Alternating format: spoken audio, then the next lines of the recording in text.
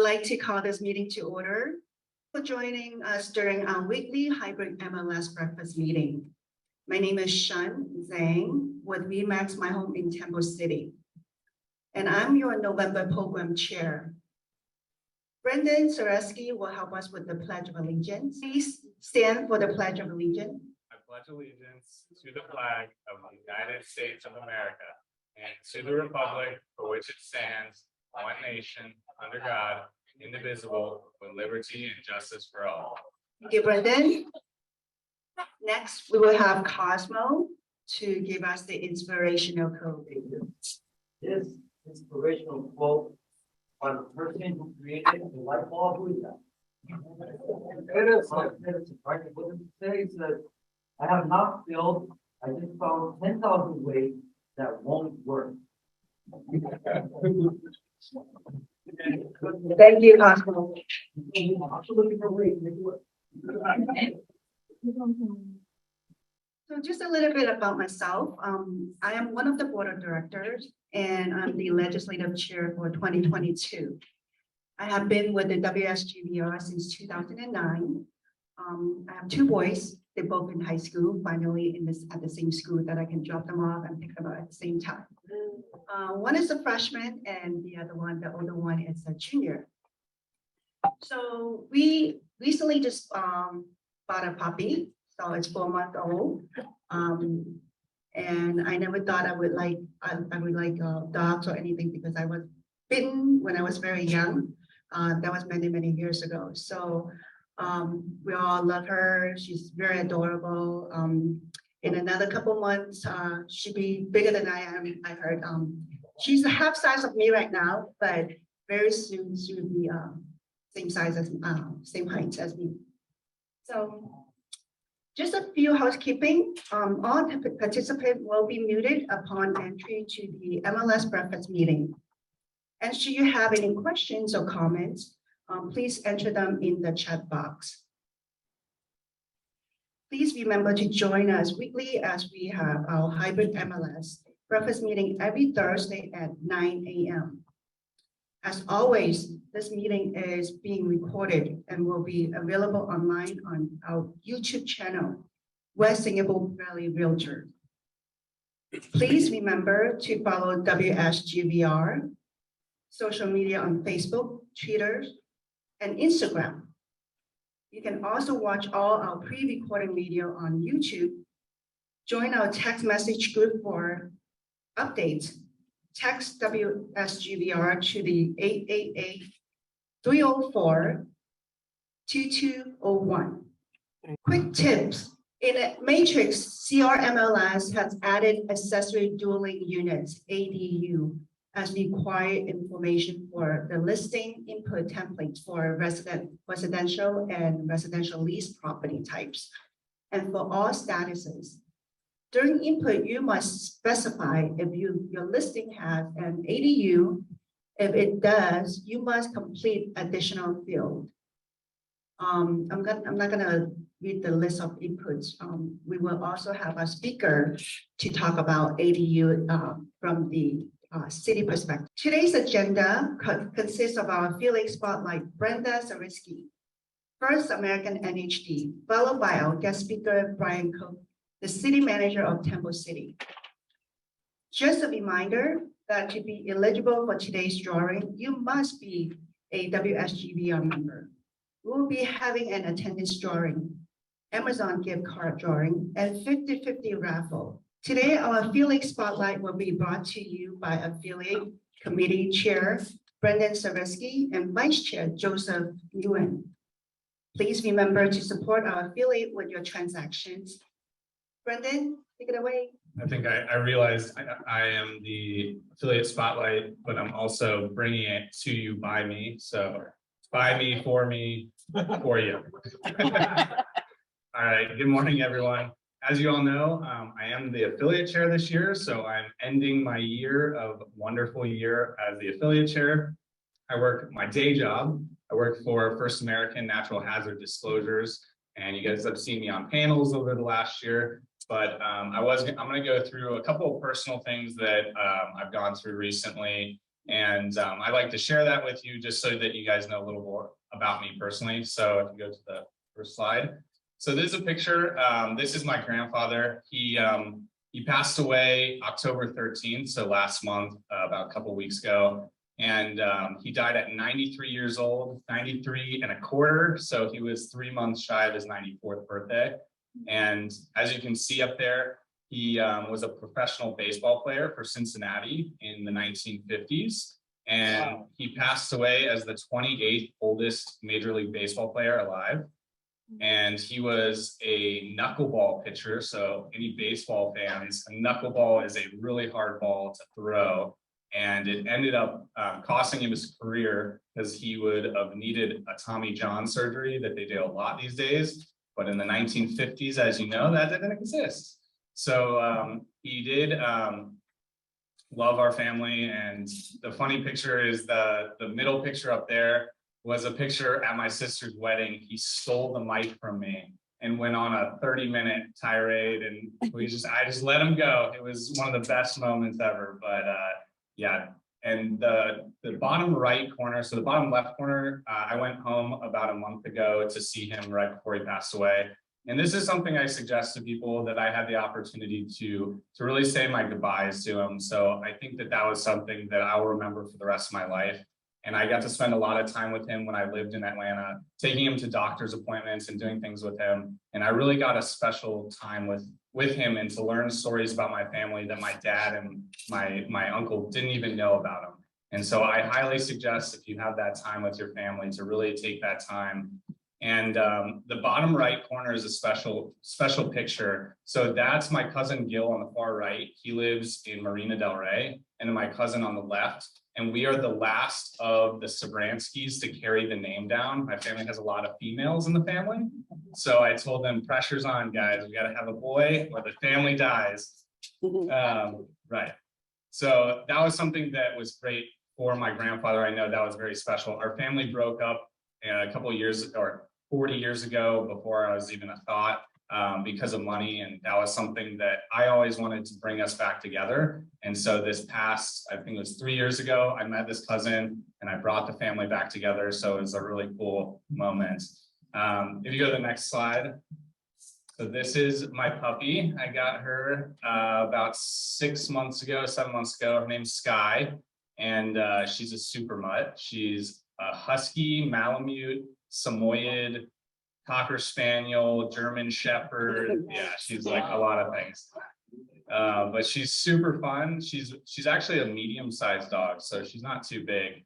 But I rescued her from a lady who was elderly. She couldn't take care of her. She's a little too excited. But that's my little pup Sky. She has funny ears. If you can see, they kind of go like this. They don't really stick up there.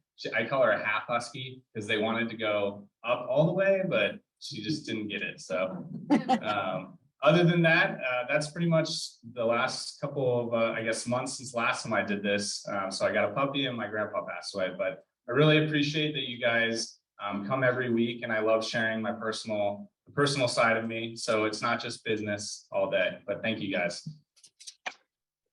Thank you, Brandon. Beautiful job. We'll now have our affiliate introduction for today. All affiliates present today, please line up at the front. Please, no promotion. This is only morning reading. Please start. Virtual first, please. Let's start virtual first. We have John Wax from Snap NHD. Thank you, Sean. Great to see you. Great to see everyone. Thank you, Brendan, for sharing. That was great to hear about all that with your family and your new dog. I'm John Wax with Snap NHD for all your NHD tax environmental needs. Have a wonderful day. Happy November. My information's in the chat. Thank you, John. Next one, we have Mark Wu, Allstate Insurance. Good morning, everybody. Mark Wu with AMS Insurance Agency for your property insurance needs. 34 years in business. Thank you. Judy Chow from AAA Capital Investment. Good morning. This is Judy. Happy new month in November. I'm here to help you with any loan. Have a great week. Thank you. Angie Tang from First American Title. Hi, good morning, everyone. I hope everyone has a wonderful caravan. Have a great day. Thank you. Bye, Angie Tang, First American. Thank you, Angie. Is that all? That's it. Okay, next one, Cosmo. Good morning, I'm Cosmo Sanchez. I am a lender with New Aim Funding. Thank you. Good morning. My name is Teresa Lam. I'm with Caribbean Title Company. Good morning, Alina Chu from Glen Nose Escrow. I hope you have a wonderful month of November. Good morning, everybody. Oriana Shan with Prime Lending. Good morning, Nancy Chan, Lawyers Title. Good morning, everyone. Brandon Spransky again, First American NHD and affiliates. Don't forget, we have a meeting after this at 10:30. Good morning, everyone. Sage Gomez with my NHG. Have a great day. Good morning, everyone. Jacqueline Chu from Champion Escrow. Good morning. This is Annie Dan, Chicago Title. Have an amazing day. Good morning, everybody. Lucia Tam representing CAREPA, Chinese American Real Estate Professionals Association. Have a great weekend. Thank you. Good morning, everyone. I'm Derek Talbert, property and casualty agent with CST Insurance. Good morning, this is Alex, your Feng Shui master. I wish you have a really good luck today. Thank you.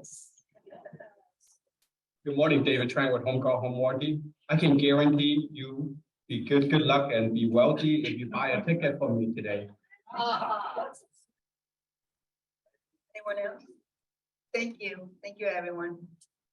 We're happy to include open pitching to our hybrid MLS breakfast meeting. Reminder, if you would like to pitch your listing, you must go to the www.wsgbr.com. Click on the open pitch and fill out the caravan request form and must submit it no later than Tuesday, midnight of the week that you want to pitch. Today, we have two listing features from Edward Chen of Remax Verdicts. Edward, go ahead. Floor is yours. Oh, hi. Can you hear me? Yes. All right. So, hi, my name is Eddie Chen from Remax Vertex, and for 7835 Sun Lane Rosemead, it's situated in a very quiet gated community, and the floor plan has got a very super high ceiling with multiple split level floor plan. And it's a detached townhouse without any common walls. So it's very easy to show with Supra and the CBS code. Today will be open from 10 to 2, and Saturday, Sunday will open from 2 to 4. Thank you. 463 Ridgeway Road in San Marino. And it's Eddie again. Eddie? Okay, good. All right, so 2463 Ridgeway Road, San Marino. We just had a price reposition, and it's a very open floor plan as well. It's got a very large size backyard, over about almost like 30,000 square feet lot size, and entrance is behind the house in a private alley. So if you want to go there to show the house or visit a property, maybe it's better to drive to the back of a house. And we also have a Supra box there too. So if you want to show, just text me your business card. I will share the CVS code with you. We have open house today from 10 to 2 o'clock, and Saturday and Sunday from 10 to 12 o'clock. Thanks. Our special speaker today, Bryant Cook. Bryant Cook has served as the city manager of Temple City since September 2014.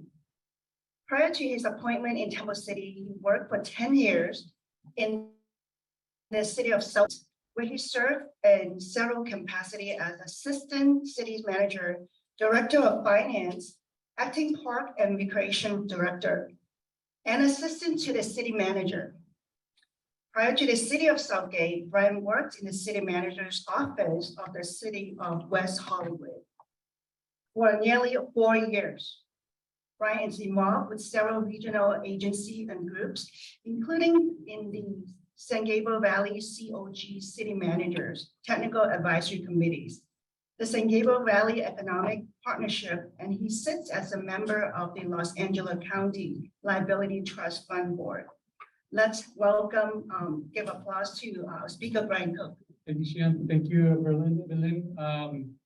Thank you so much for the opportunity to speak before this board. And congratulations on your 100 years of service to the San Gabriel Valley. What you do every day is critical to the local economy of the San Gabriel Valley. And particularly in Temple City, the residential real estate market is a key economic engine for for our city. And I can speak for several cities throughout the San Gabriel Valley. So the ethical professional service that you provide in transactions for real estate transfers, purchases, and is really critical to our local economy. So thank you to all of you for your professionalism, your ethical standards that you have as an organization to ensure that transactions here in the San Gabriel Valley are done well. So this is a group that is esteemed throughout the San Gabriel Valley, but something that's really critical to the economic vitality of Temple City for sure, and the entire San Gabriel Valley. So thank you.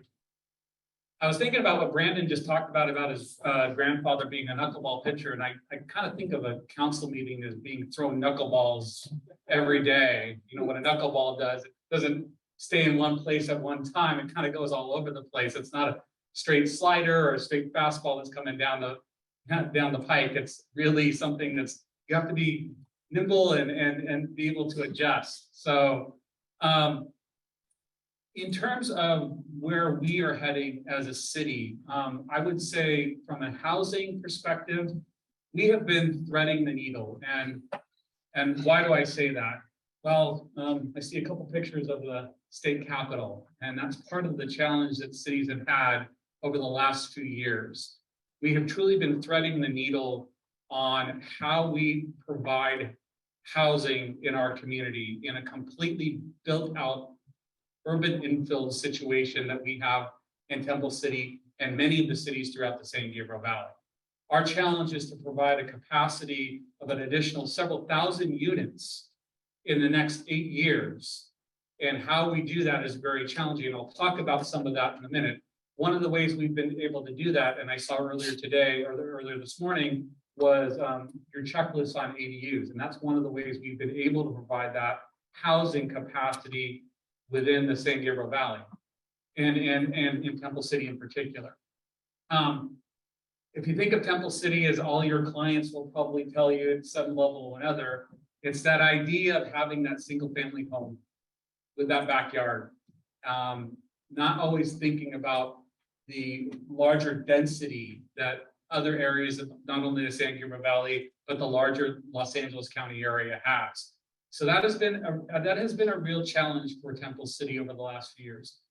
Kudos, and I know my colleague, Scott Reimers, our Community Development Director, has spoken here before to this group, and it's a credit to his leadership, the City Council, and the Planning Commission of Temple City, who have really balanced the needs of what we need to do to provide for the zoning for housing density that is being required by the state of California, and keeping the characteristics of the community intact. It has been a real balancing act. I keep using that phrase again. We continue to thread the needle on that issue, and it is becoming more challenging. There is more legislation that is coming down the pike that is making it more challenging every day for us to provide that. You may have seen and I'm sure you're all familiar with SB 9. You may have seen an article in the New York Times in the last few weeks, where unfortunately I'm quoted. My goal is to never be quoted in any newspaper ever. We've had some challenges with the state as well.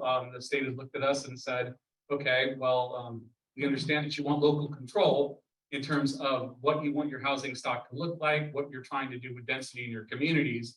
But at the same time, the state of California is really imposing some severe and heavy-handed at times mandates that are challenging. But let me talk about some of the ways that we're kind of addressing some of those issues. Next, please. My son, one quick story. My son, during the pandemic, thought my job would just say, next slide, please. Throughout the pandemic, because that's all I would do for the team. So one of the ways that we're kind of trying to address the density and housing needs throughout Temple City is using our general plan, and I'll talk about our housing element in just a minute that we passed a couple weeks ago. Our crossroads specific plan, if you can think of Las Tunas and Rosemead as the key corridor areas, we are looking as that where we can actually do the density, some of the housing density in the future. And I'll talk about one of the projects that we actually is built, and you've probably seen if you've gone up and down Rosemead Boulevard. But this really focuses on the growth that we can really have a level of density. Again, credit to our planning commission, city council, and our community development director. What we really did was push density in our corridors, meaning we left the single family home R1s intact as much as we could, and we pushed density into the corridors, kind of like you see Valley Boulevard and others. That was our vision, and we have the capacity to do that from an infrastructure standpoint, a traffic standpoint, so that it can accommodate that level of growth better than pushing it into areas where, you know, the city was built out many years ago without the idea of having the levels of density that are being required of us now through our housing elements and our arena numbers. Next slide, please. So the idea again is to have this area, and we have some redevelopment happening, have this area have some open space, have this area have some amenities that are beyond the normal strip malls that you see today. Next slide, please. One of the projects that actually is underway is across the street from what you remember as old Kmart site. It's going to be a grocery store and Choose Fitness. Is our first truly multi-mixed use project at 5570 Rosemead Boulevard. 4 stories, 73 units, about 1,500 square feet of commercial space. That is down a little bit from what we've done before, because if you look around the San Gabriel Valley right now, where you see mixed use projects, and this is not to chide anybody or say anybody made a mistake, but what we're finding and what many cities are finding is when you do mixed use, if you reduce the level of commercial space rather than increase the level of commercial space, it makes it a little bit more conducive. I think I live in Pasadena. I live near an area where there's some mixed use, and you do see the apartments are full, the commercial strips, the commercial centers are not, especially at the ground level. So this is under construction. The next slide, please. And you can actually see it. It was the first project of this scope and size that the city had seen as a mixed-use project. We worked with the community extremely well. The developer worked with the community well. For those of you who work with developers, community outreach is the key in terms of urban infill projects. If you do not reach out to the community, if you do not reach out to the neighbors, it is much more difficult to have this type of project go through the process. This project was part of a process that we've had prior that did not have as many public hearings, but future ones will. Next slide. Yeah, so that just talks a little bit more about, oh, sorry. This is at 5430 Rosemead Boulevard, also through 4 stories, about 26 apartments at grade level. One of the issues that we're seeing with developments right now is subterranean parking. It's challenging, it's expensive. And so most developers are looking for, in fact, a little bit lower density, and it's so that they can get at-grade parking.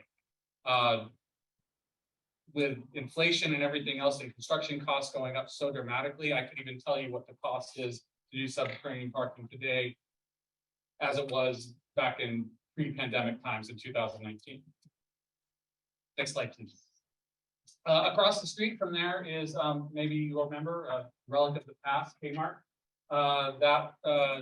As Kmart went away, that property was bought by a conglomerate that bought up all the Kmart leases throughout the country, most of the country. And they're splitting that property in 2, one of which Suite A is going to be a grocery store. Suite B is going to be a fitness center. Most importantly for us too, it's blacktops are not really conducive to what we like to call the urban environment or the built environment. So they're actually doing some improvements with some greenery and 40 EV charging stations throughout there. So hopefully over time on the other side of this property, where we hope to see some level of density in housing projects in the future, this will be conducive to some synergy that creates more of a urban village in that area. We can set the template, we can set the zoning, we can set the land use requirements, but the private marketplace is what dictates what's going to be developed at the end of the day. So that can be a challenge for some members of the community. It can be a little frustrating for even for the members or members of the city council. But you know, we live in a capitalist society or private market. Private capital comes in and makes these development standards. If this was 12 or 15 years ago when we had redevelopment, the city may have had some opportunity to assist the development community in this, especially with this property. But under the wise decisions of our state legislature and Governor Brown way back when, redevelopment was eliminated. And one of the frustrating things about the loss of redevelopment is that 80% went to what was called, what would be, there was a 20% set aside, excuse me, of every redevelopment dollar that went to affordable housing. There is no more affordable housing funding mechanism for cities to assist in the development of affordable housing anymore. Hence why you do not, part of the reason, and I'm sure there are multiple reasons, but part of the reasons you do not see affordable housing being built in most of Southern California is because most affordable housing that was built during redevelopment was with the assistance of the city. And their 20% housing set aside. So that's been frustrating. We were hoping this would become much more of a comprehensive dynamic development. We're happy for the private capital that's coming in to make some significant improvements to this property. Next slide, please. That's kind of some of the renderings of what you're going to see, some nice improvements, some nice greenery in that area. Just a couple other projects, to next slide, please. What we've tried to do in our industrial areas is try to clean them up. Joe's Auto Body Shop, I know Joe. We're going to do something, we're trying to make our industrial areas a little bit cleaner, kind of like the idea of smart, cleaner industrial areas. So that's two projects in the city where and these abut residential areas. So what we're trying to really do is trying to make sure that the interface between the residential community, maybe some homes you're selling adjacent to these properties, have kind of a cleaner feel to them. So that's really our goal. Next slide, please. The latest project that was developed, Pacific Development Partners, Ken Lee, who I've known for many years as well. This is our other mixed-use project that's across from the Ralph's, our one Ralph's supermarket. The Rite Aid right next to it just recently closed, lost its lease. So this is a 46 residential units, and you can see the level of commercial space, 5,800 square feet. Ken and his team did an outstanding job in working with the community because right adjacent to that, right behind that, Cloverleaf's on one slide, Oak is on the other. And there are two-story apartments right behind it. They worked very diligently with the community to ensure that they understood what this would do for the community and try to address their needs from a design standpoint. We did that with multiple projects where if we were right next to a residential, especially if we're right next to R1s or R2s, and most of them are 2 stories, try to do some things with the setbacks and everything else, and just a clean, nice design. What we are not looking for, and again, I credit our community development director, Scott Reimers, for really working with our development community and trying to set a standard so that it does not feel like these big walls that are up and down a corridor, but that there are setbacks, there are articulations to that development that don't make it feel like you're on top of it. And that's our goal with these infill developments. No big community pushback. Again, until people actually see it being built, we'll see what their reaction is. But again, Ken and his team are extremely community oriented and understand that they are part of the community and their developments have an impact on the community. Next slide, please. This is the front. This shows you the front. This would be on Las Tunas. So as you can see, there's just a small part that kind of faces Las Tunas. That was intentional, kind of wraps around. Many of you have been to Cloverleaf. wonderful family who's owned it for many years. They'll still be there. They're not going away. So next slide, please. So as I spoke about earlier, one of the challenges that we have as a city is dealing with some of the requirements of the state of California. What's called the sixth cycle of the housing element, we just approved on August 18th after about several rounds of going back with what's called with the state's they're called HCD. Is the agency that oversees housing elements. To put in perspective what this housing element required was that we are to build more units in the next 8 years than the city had built in the prior 30. It is incredibly challenging, but again, foresight to the council, the community planning commission, and our community development director. Our general plan and our specific plan that we approved almost 7 years ago will be able to accommodate that level of growth through the densities in our corridors and elsewhere. So the team had the foresight to know that more housing was coming.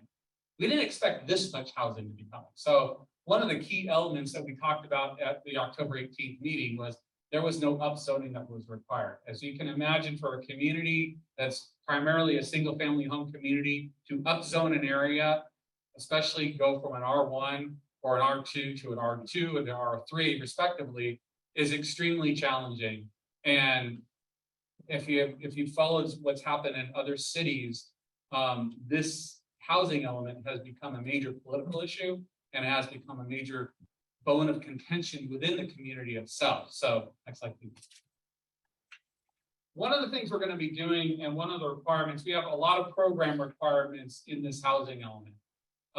Monitoring, making sure that especially multifamily property owners understand first rights of refusal if they're going to change it to a condominium, property rights and tenant rights and all those things. But one of the things that we're going to be doing is what's called removing kind of governmental constraints. One of those is a multifamily objective design standard. What does that mean? Essentially, if you meet certain specific requirements and design standards, I'm not going to say it's completely over the counter, but it's as close to over the counter as you can get in terms of the process. You're not necessarily going to a full multiple public hearings. You're not going through all that. Those templates are set, and if you meet those templates, if you meet the requirements of that template, then your project's going to be approved. We're looking forward to this. We've been working on this for a couple of years. We've been engaging the development community about what is feasible both from an economic standpoint, a design standpoint. And for example, our multifamily objective design standards do not require subterranean parking. Because as I said before, subterranean parking is extremely expensive. And it's something that we didn't feel was economically feasible for the development community, and talking with them as well. Next slide, please.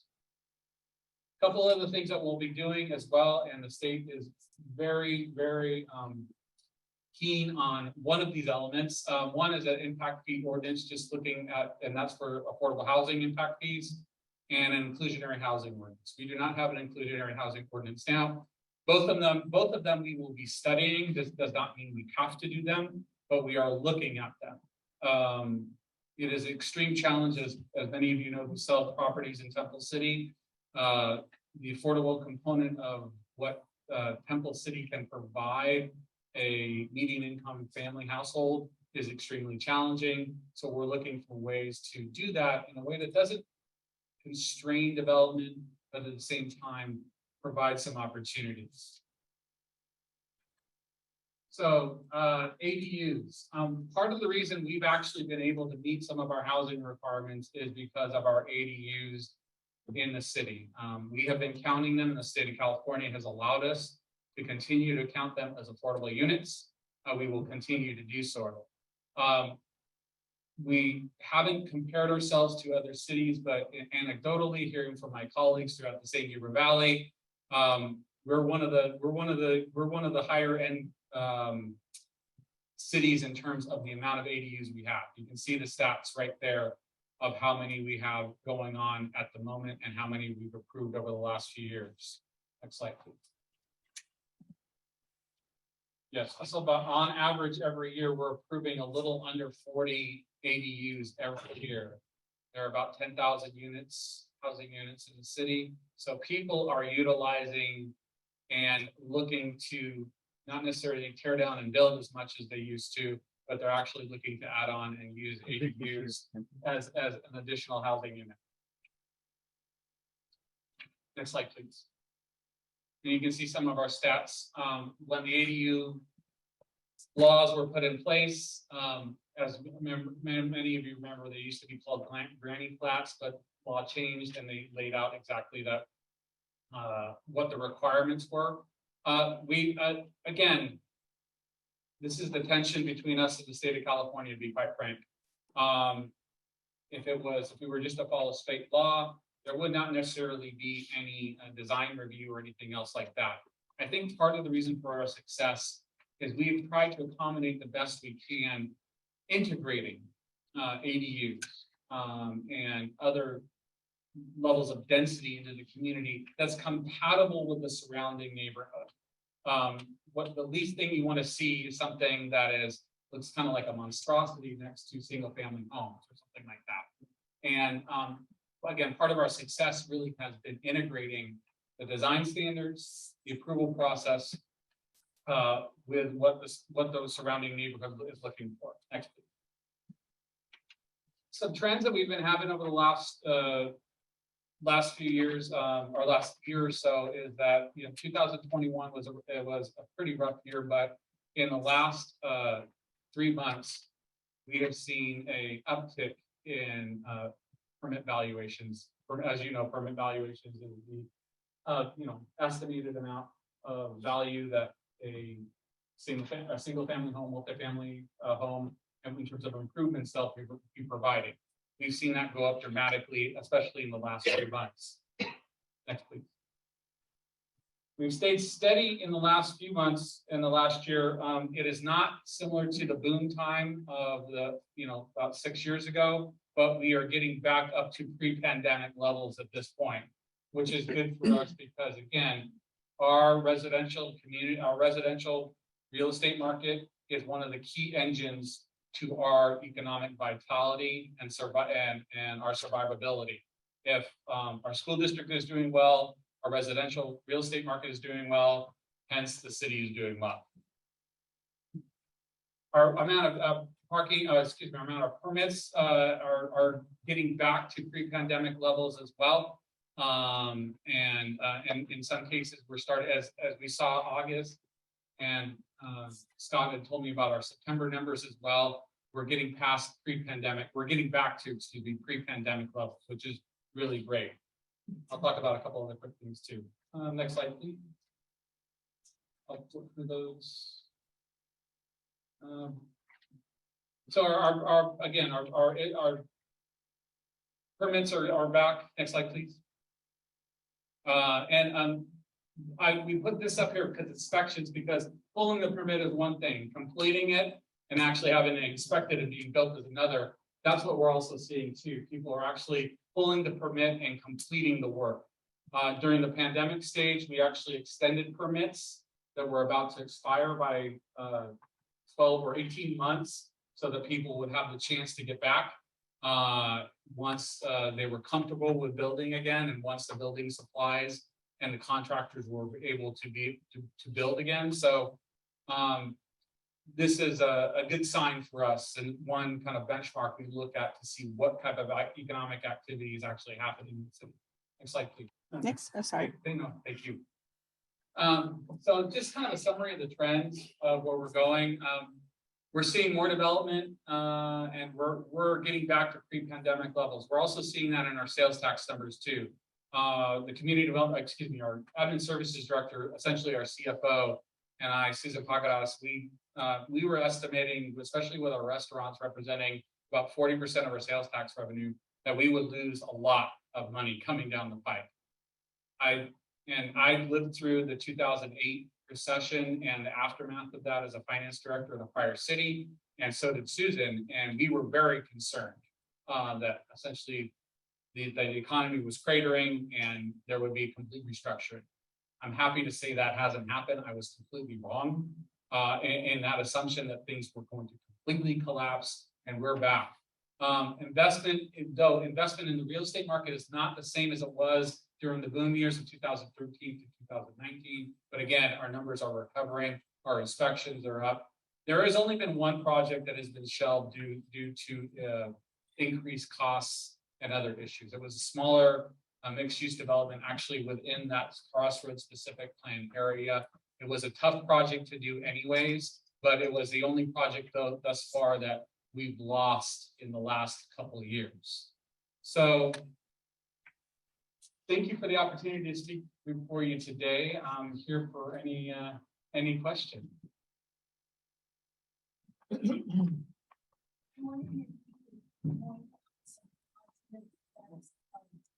Microphone.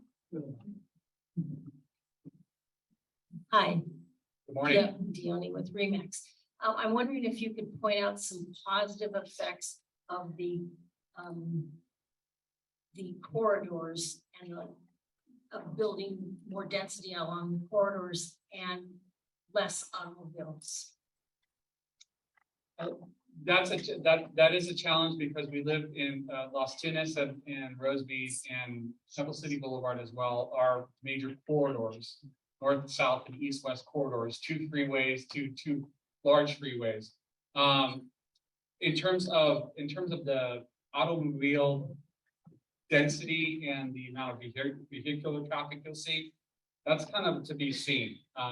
Things are changing in terms of how there's an evaluation of trip traffic related to development. So going to something called BMT, and essentially it's a matrix that kind of estimates based on the density of a project, how much realistically there will be vehicle miles traveled to and from that development. So it's something that remains to be seen. Overall, in terms of the mixed use projects that we've seen through other parts of the San Gabriel Valley, there isn't this idea that there's this crush of traffic that happens just because you put mixed use in an area. Crush meaning less. Crush meaning more. I think the assumption sometimes is there's a crush because there's more. But isn't it with the purpose of using less automobiles? It most certainly is, but I think we have to deal with reality too, right? We do not have a robust mass transit system in this part of the San Gabriel Valley. So we have to balance between hoping and that those mixed use developments create more of that urban village where people do not have to go far, for amenities or anything else. Or they can get to a bus to transfer to the train to so on. I mean, yeah, and that's the ideal, and that's what the matrix that's used to kind of provide some level of valuation too. But at the same time, we balance that with kind of what the reality is for most of Southern California. It hasn't improved in Pasadena. I can't say that for sure. I don't know of any matrix that shows that one way or another. You want to hope it does, and I think that's the overall goal and idea. That's what I was understanding. Thank you for that question. Next question.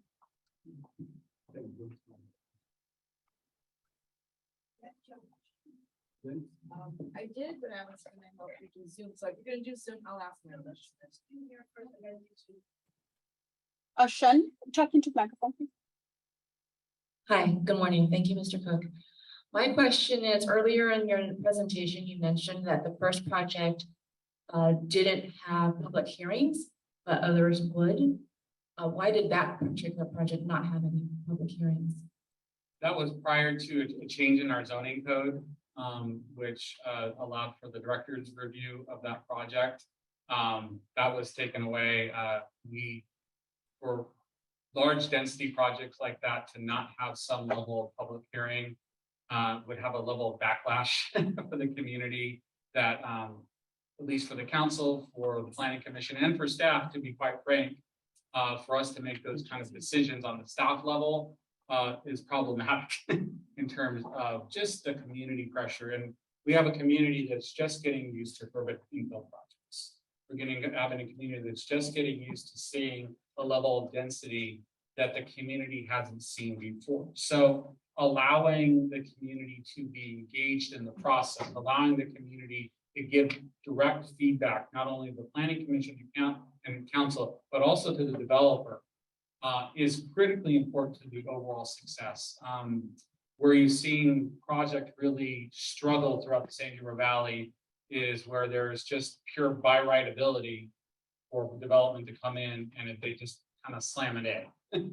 And that's where you see a lot of backlash sometimes. So we want to avoid that.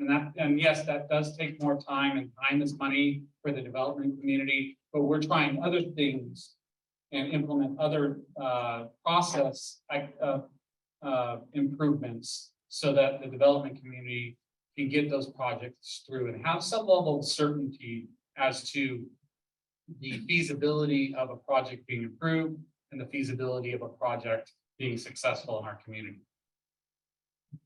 Thank you. Thank you. Derek, you have a question? Yes, hi. Earlier you were mentioning with the affordable housing that at one point the city was backing it in a sense with the 20% that you were talking about. What would it take to be able to get the city or the state to back projects like that that hasn't already been done since it's been going? A great question. It's a very frustrating answer. Again, I've gotten in trouble before, so I'll get in trouble again. State of California removed the only affordable housing mechanism that we have through redevelopment. And it would have to be some level of the state action to really carve up the property tax pie again, so that a portion of that could go to affordable housing. What's really frustrating right now is they are throwing mandates at us. And it's not coming from a bad place, right? I'm not slamming the state because they want us. They're getting so much pressure because housing is so unaffordable for so many members of our community. Even in Temple City, we just, in our housing element, we saw where people, and it actually kind of shocked the council too, to see how many people, the percentage of income that goes to rent for our renters and everything else. It was a little shocking for them too. There's a lot of people in California that are struggling to meet just the basic income requirements to buy a home or keep or pay rent. So what's frustrating is the state continues to kind of throw these mandates out there, but doesn't create these programs to assist us. They're just saying zone for it, and if you don't zone for it, there's no carrot. It's the stick that's coming after you, cities. And you've seen it from the Attorney General and others who kind of shamed other cities throughout California. We don't want to be one of those cities that are shamed. I think what's the frustrating thing for us as a city is that for a completely built out urban community like Temple City, proof is in the pudding. We're building projects with more density. We have the zoning that meets our RENA numbers. And then to continue to kind of lambast us for cities to say, you're not doing enough is frustrating. I definitely understand. Thank you. Thank you. Okay, thank you. We have two questions and we are running out of time, but let's answer one of the questions. Is Temple City allow short-term rentals, such as Airbnb? I believe they're trying to find out. No, we do not. We do not allow short-term rental beyond the 28-day lease. So you can go month to month. Obviously, property owner has the right to rent their property on a month-to-month basis, but not the Airbnb style 1 or 2 day rentals. Now. Great. And the next one, will doing an ADU cause a property tax increase? From what we understand from the county assessor, and I think Jeff Crane, who I've known for many years when I worked in West Hollywood as well, will tell you is that yes, there's some level of reassessment when a ADU is built. The assessor does come to our office, or the assessor's office does come to our planning counter every year, kind of gets a rundown of what's happening, and I believe ADUs is kind of one of the things on their checkoff list. Thank you. That's all the questions we have. Thank you, Mr. Cook, for giving us the informative presentation. Thank you so much. I'm sorry. You have one more question? Well, it's not really a question, but it's more like a comment situation. Apparently, the state of Sacramento, they come up with so many rules and regulation, but they don't realize what we affecting nowadays. It's what they have been doing on the early part of the 80s. If they would look at the history of the 60s and the 70s, when you on a 50 by 135 lot, R3 zone was so popular, which they were buying, and because the density was 1,500 square feet per unit. And they could build 4 nice units, 2 apartment on the top, which now they come up says with this ADU. Now they jump inside of the R1 zone, which you don't like or you don't like. You never can build what you know. Again, that's why we've tried as a city, and again, credit to our planning commission, our city council, and our community development director for building some design standards. And I know design standards can be a little frustrating for realtors and developers too, but the design standards are in place really to create that compatibility within the neighborhood, so that there's a sense of continuity, so you don't see this kind of disjointed development. And again, that's why I don't think you've seen as much backlash in Temple City as you've seen in other communities, because we've taken an approach that really is sensitive to the needs and the compatibility issue of ADUs and other density issues. I won't get into SB9 because we are talking talking with the state. We're having very good discussions with the state of California right now about our SB9 ordinance. So, but it's definitely an issue. Disaster. Thank you. Thank you, Mr. Cook, for the informative information presentation. On behalf of the West Indigo Board, we give you this more.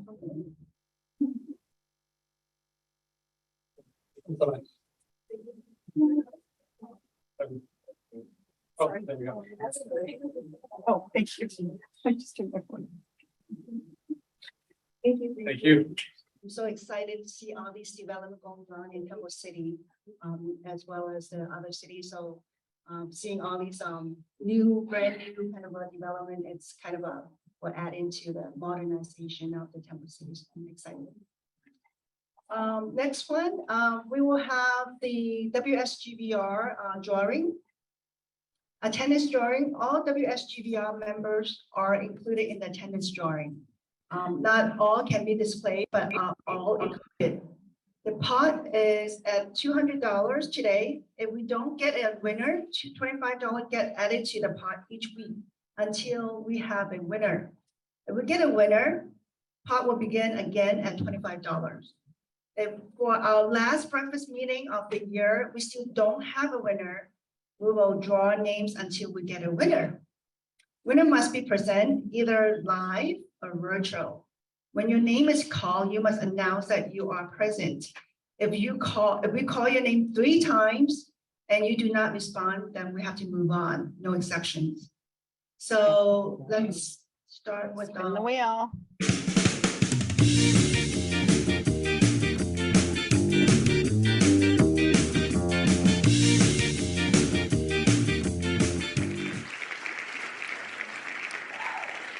Angelica Mendoza.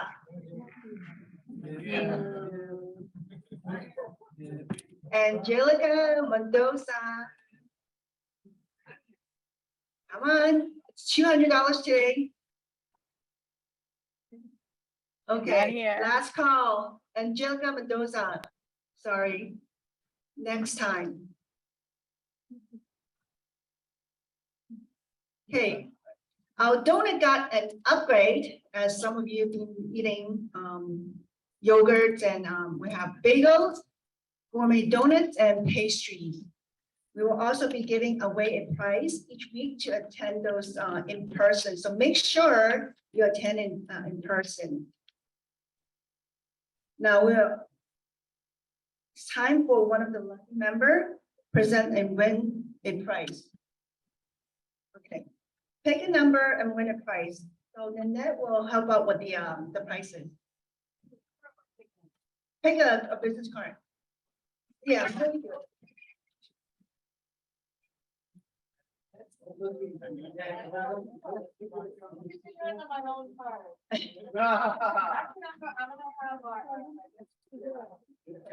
Oh, okay.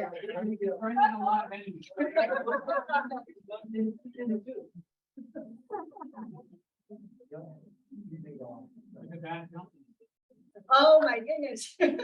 Oh, disqualified. Disqualified. Let's be funny. That's me.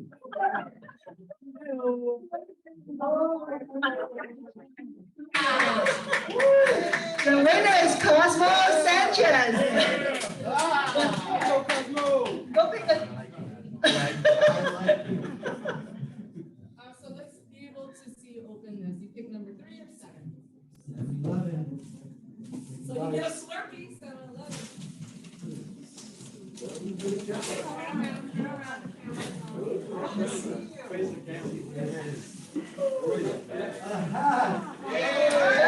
Wow. Perfect for hiking.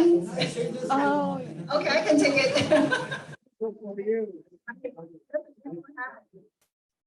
Okay, congratulations. Next, we will have Amazon gift card. We will select 3 winners from those attending in person. See all the benefits when you attend in person. Each will receive $25 Amazon gift card. Good luck, everyone. Next one, Paul, Kimberly Share. Congratulations.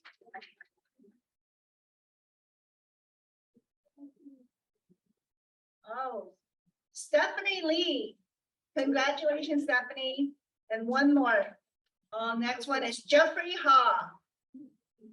Congratulations, all 3 of you.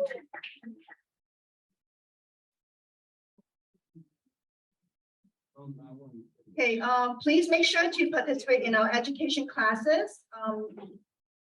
We have a list of upcoming classes. It's displayed on your screen.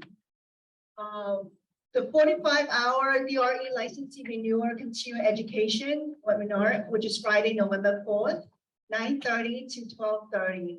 And the cost is only $85. Next one is commercial seminar. Know the law, commercial NHD requirement in California. It is November 8th, Tuesday at 12 to 1 o'clock. And this is a free one, so make sure you join. Learn to go savvy from home. Wednesday, November 9th, 2022, from 1 o'clock to 2 p.m. and it's free as well. The 8-hour MOL live webinar continuing education. It is on November 11, 2022 at 9 to 4:30 and the cost is $129. So please sign up for those classes. The WSGVR Foundation will be having their annual auction benefit charity and scholarship. If you would like to donate any items for the auction, please bring them to the association before November 10th. Mark your calendar. Celebration of the installation luncheon, December 2nd. Tickets are on sale now. Sponsorship opportunity is also available. Please call or email Berlin Barrios for sponsorship information. So make sure you sign up. It's going to be a fun afternoon. It is in Acadia. We're going to do 50-50 raffle. He's gonna talk about the prizes. Cosmo? Okay. We have an announcement from our winner today. Got my cap, feeling really happy, got a hat, thank you, that was a team effort right there. Just kidding. Who here is gonna go to the installation? Who has a ticket already? Awesome, okay. This is an opportunity, guys, to win a raffle, a door prize. For this raffle, you don't need to actually attend the installation. You could buy a ticket and you can win. What can you win? As you see in the picture, on camera, on iPad, smart glasses allow you to hear lots of song messages, all that crazy stuff, along with iPads. So one ticket is $10, and for 3 tickets is $20. Who would like to buy a ticket? Please reach out to me. Thank you. We have a hand there. Perfect. Who charged you? I would have charged you, and I've never charged you. Thank you, Cosmo. remember my. We have another announcement. Last year. Oh, I'm just Oh, I don't know adding about to last year. I thought the you were talking about recent. announcement about the auction. Yeah, go ahead. and We're you going to pitch do that. it a little bit differently this year. He's gonna have We're them. going I to don't. have I all the apologize. items I don't placed have that. out If you in the wanna room announce for your everyone listing, to look you're at. welcome to do that. I And don't know you, what happened. we in will the have, body. we'll start was out not- with a silent auction. So that you can all go over and put your name on whatever item that you want and what your bid is. Right. Then auctioneer, Yoli, will go to each one of these things and say the bid is such and such. Does anybody want to overbid? So it would be wise to come early next week. And those of you at home, you can bid from home, but it would still be wise to come early. And also there will be bourbon balls to be auctioned and all kinds of other goodies. Maybe some Christmas presents. I don't know what all's there, but it would be a good time. So everybody come. Thank you. Thank you. Maybe I'm gonna do it. So make sure you bring in, it's November 10th is the last day. And make sure you buy tickets for the installation. It's gonna be a excellent event for you to mingle as well as get to know more about the association. Before we do the 50-50, we have a news. This West Singapore Board of Realtors proud to announce that continuous of the following discount. $40.50 for the MLS 1 month free discount with the 2023 annual MLS payment. $25 local online realtors membership discount. And we also have the 2023 dues. The NAR has announced its membership dues to be $195 a year. CR has announced its members due to be $225 a year. The WSGBR is announcing our pre-discount dues to be $156 a year. The CRMLS has announced a $2 increase per month, with quarterly dues to be $120, $150. So make sure you get the take the benefit of paying early so you can get the 1 month free discount. Okay. Next, it's the 50-50 raffle. Everyone got all your tickets out? How much? 40. $40. The total is $40. Woohoo! Okay, ready? 524-0356. Yes.